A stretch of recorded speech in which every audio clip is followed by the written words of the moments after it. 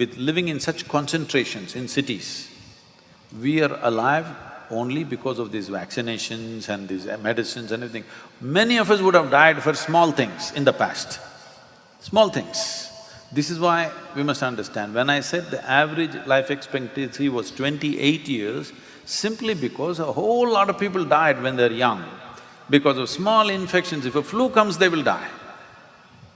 Very, very small things, people died. Today, at least 60% of us here today are sitting here alive because of modern medicine. You cannot deny that. And it's a cruel process, very cruel. It's cruel to the other creatures, it's cruel to this creature also, everything. Now the question is only, shall we keep it within what we think, there is no ideal, what we think is a practical limit, or shall we just let it explode upon us? This is the question. My humble opinion would be, we must keep it within some kind of practical limits. If you don't keep this limit, what happens, what is the outcome of that will not be necessarily very pleasant. And about cruelty to animals, we are anyway cruel. You understand? We are very cruel people.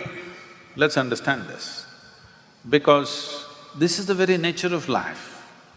If this has to survive, it has to take another's life. Now the question is only this, are you doing this consciously or wantonly? Consciously if you do it, you will do it only to the extent it's necessary. If you do it unconsciously, compulsively or wantonly, you will do it to the extent it is completely unnecessary. So with every aspect of our life, this is all it is. Can we stop eating?